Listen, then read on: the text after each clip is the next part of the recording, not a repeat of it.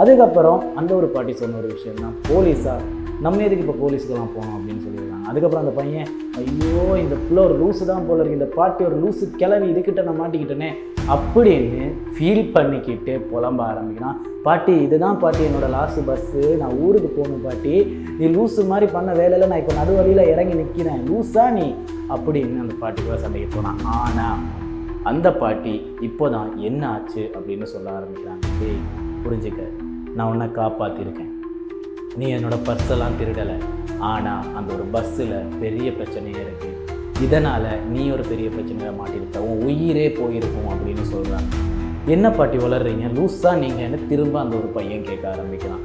ஆனால் அந்த ஒரு பாட்டி ரிப்பீட் பண்ணுறாங்க, இல்லை அந்த ஒரு பஸ்ஸில் ஒரு பெரிய பிரச்சனை இருக்குது, நடுவில் ஒரு 3 பேர் ஏறினாங்க தெரியுமா, அவங்க வந்ததுலேருந்து ஒரு மாதிரி வீதியில் தானே இருந்த நீயும் அப்படின்னு திரும்ப சொல்கிறாங்க. அந்த ஒரு பையன் திரும்ப சொன்னது தான், ஆமாம் பாட்டி ஒரு மாதிரியாக தான் இருந்தது, ஆனால் அந்த ஒரு கண்டக்டர் சொன்னதுக்கு அப்புறமா நீங்களுமே கூட மனுஷங்களை தான் நினச்சிங்க, ஆமாம் பாட்டி அப்படின்னு ஒத்துக்கிறான். ஆனால் இந்த ஒரு பாட்டி சொல்கிறாங்க, அவங்க மனுஷங்களே கிடையாது, அவங்க பேய்ங்க.